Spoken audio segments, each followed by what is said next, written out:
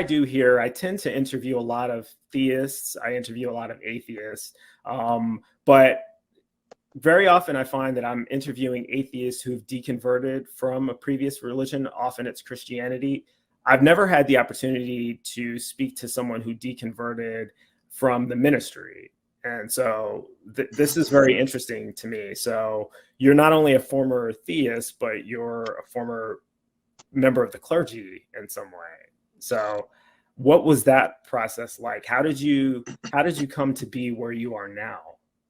Well, first of all, there are a lot of us. There are, I don't mean a lot in the sense of, a certain percentage that would stun people, that people who had been in the ministry or studied to be theologians or teach in Bible colleges have decided after, seeing what it's like on the insides of a church or, studying Christianity at the highest levels, that they would, turn away and say, well, this is not for me. This is not reasonable. I cannot believe.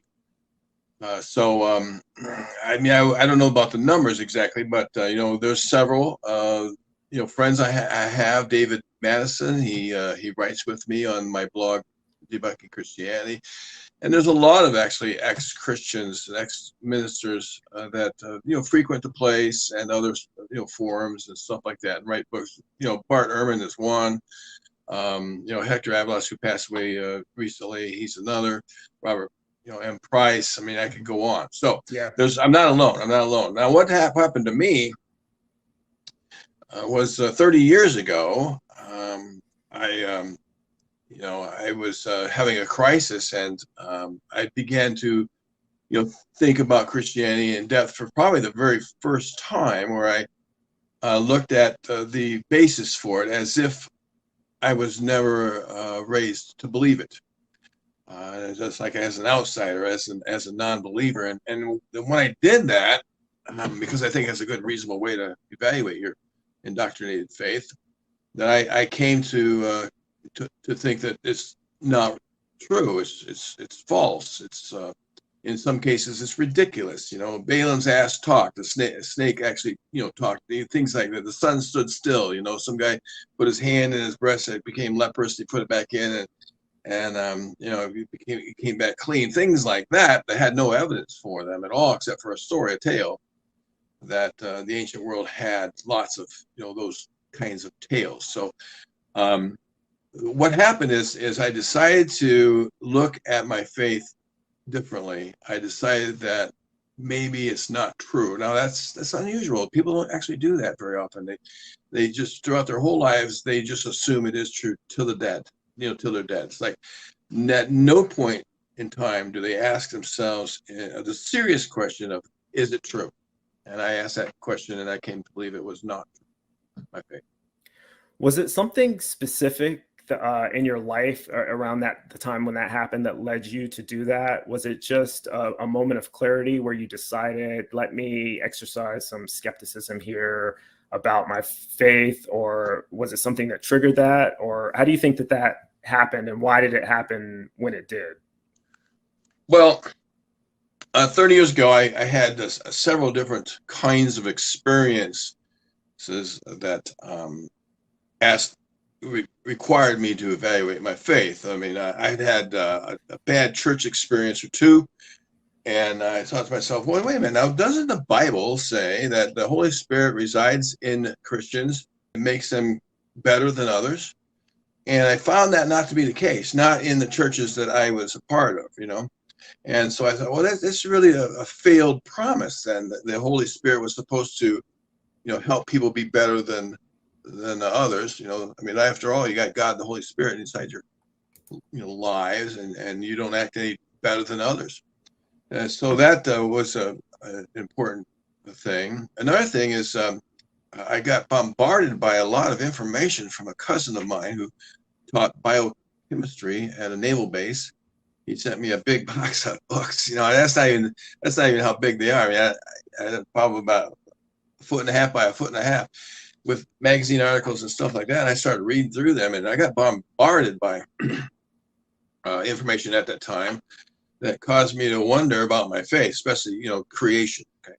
And I went through further schooling at Lincoln Christian Seminary. It's called Lincoln Christian University now, and then up into Trinity Evangelical Divinity School, where some pretty important and influential evangelicals taught, included William Lane Craig. I studied under him. People might know of him. Yes. He's a good guy, but he's wrong. I mean, dead wrong. Yeah, and I would say he's been using a lot of the same arguments for many years, and they were failed arguments to begin with, and in my opinion, debunked many times. But he still seems beholden to them. I've been introduced to most everything that needs to be taught, and I walked away, and I don't regret it. And I have arguments that show that this theology that I was taught is bunk. That's why I called my blog Debunking Christianity. Now, they don't like it. They don't like one of their own who is a turncoat, I guess, in a way. Have you had conversations with Craig since your deconversion? Very briefly. It's cordial and nice. I mean, I think he's a nice man, even though he wants to send people to hell. He doesn't think it's too bad for babies to get their heads chopped off. I mean, he's not actually wielding that sword. So, personally, he's a warm guy. I consider my friend, not just my mentor. And yet he doesn't want to debate me, and he doesn't want to acknowledge my presence. In a way, because I don't know why. Maybe some of it is he'd have to recognize that. Here's one of his own who rejects his arguments and knows them well, and it would make people, pay attention. And so he doesn't want people to pay attention. He doesn't want people to know of me. I mean, after all, I've got 12 books. I mean, so basically, it's an encyclopedia of arguments. And just to mention my name is alert his followers that, hey, those books are out there. Maybe we ought to pick up one or two or three. And after they read one or two or three, they might read 4 or 5 or 6. And then do we have more in the future, or have you said all there is to be said? That's it. I have 2 more books, and then I've said all there needs to be said.